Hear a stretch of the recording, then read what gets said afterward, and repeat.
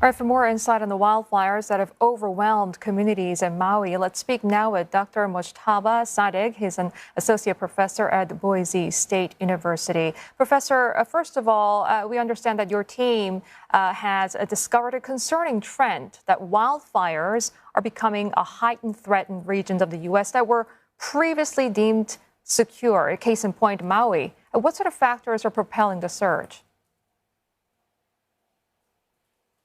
Yes, we found that the number of people exposed to wildfires, those are the number of people that live within the boundary of fires, more than doubled across the U.S. So what's happening here is, we have built our houses in areas that are fire prone across the West. Well, anywhere that's vegetated to start with, but across the West specifically, these are fire-prone areas, and we have built our houses, and we have built them with fire-prone material, right? We have timber, we've got shingles, asphalt-based. These are all burnable materials, so that's all creating dangers for fires to happen, to become disastrous. But also we have the climate change that's certainly changing the landscape of fires to start with, right? So we have dry, hot, windy situations that are recipe for disastrous fires are happening way more frequent these years. That's due to climate change. Climate change is increasing the frequency of such events, and fires of this magnitude are happening more and more these years, right? The 2018 campfire in California took the lives of 85 people. The 2021 Marshall Fire in Colorado burned 1,000 houses to the ground in one day, and now this is what's happening in Hawaii. And unfortunately, we are not fast enough in learning from the experiences that we had before to try to avoid the disasters that are happening. Yeah, just to stay on that last point that you've made, you've also written that most fires in the U.S. are actually suppressed before they have a chance to threaten communities. But increasingly, that doesn't seem to be the case, and especially so with these fires in Maui. Is that just purely down to resources? Why is that? Well, it becomes really hard in this case when you have wind. It is super difficult. It's just not possible to suppress those fires quickly enough. It comes back to pre-fire management. Basically, in this case, this is a grass fire that is spread so quickly during high wind. So what could have been done was to reduce the grass load before the dry season really comes in and allows for that grasses to catch fire and spread around. The other thing that we could have done was to harden our houses, remove vegetation around the buildings, so that when that ignition happens, it becomes easier for the firefighters to fight these fires. In this specific case, given that the fuel load was high, the fuel was dry, with the vegetation being the fuel, was dry, and it was windy, so it was really difficult to control the fire, to suppress the fire when it started.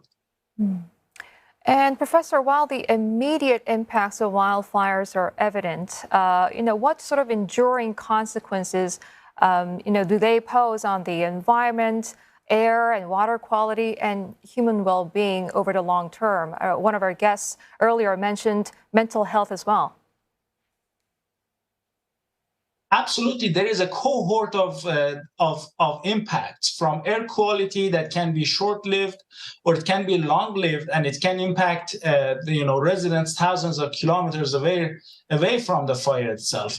Also, there are several pollutants that are released to the water resources post-fire. There are heavy metal, all the buildings that are being burned, there are toxic materials that are now released both to the air and also will be released in the months to come through rains and other events. Even wind erosion can distribute some of those pollutants. But coming back to the more immediate human aspects, you can think about the trauma of the people that had to flee.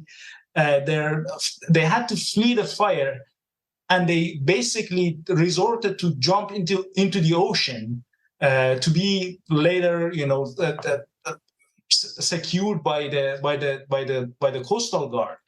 the trauma is not going to go away anytime soon. People have, we are at 53 people corpse being found. They have family. These things are going to, these memories are going to be long lived.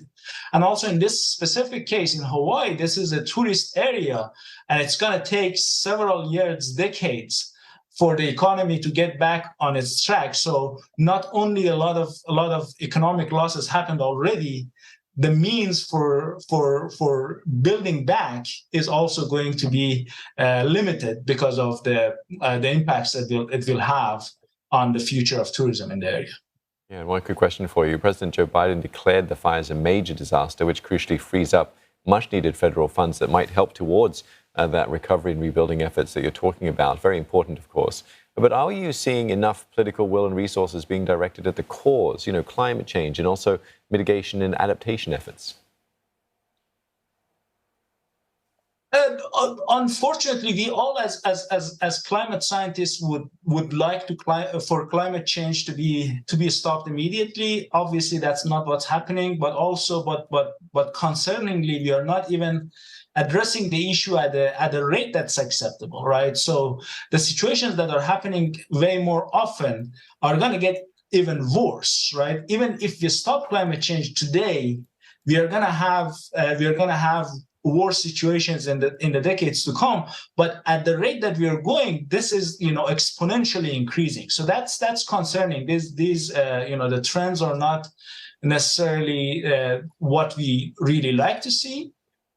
But also, even if we stop the climate change today, we will have to adapt our communities. We'll have to mitigate the negative impacts of wildfires, because they are going to happen in the next decades. The impact of warming is already set in place in the climate system, and the dry, hot, windy situations are going to continue to happen in the future, even if we stop the climate change. So what can we do?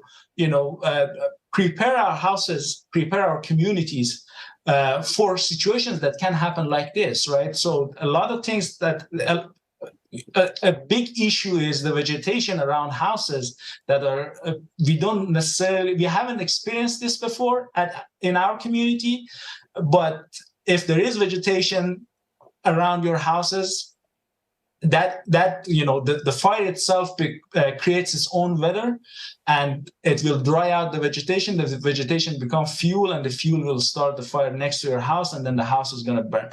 And other things. We don't have zoning of housing is not necessarily considering wildfires in the Western United States. The building materials in a lot of the states, California started to adopt some regulations on what the building materials can be, but we don't necessarily have any regulations in the Western US when it comes to fire. So these are all things that make us really vulnerable to fires, and there are many things that we need to be keeping in mind, Professor. I'm afraid we're going to have to leave it there for now, but we thank you very much for your sobering insight and speaking with us today. Thank you very much for your time. Associate Professor Mojtaba Sadegh from the Boise State University.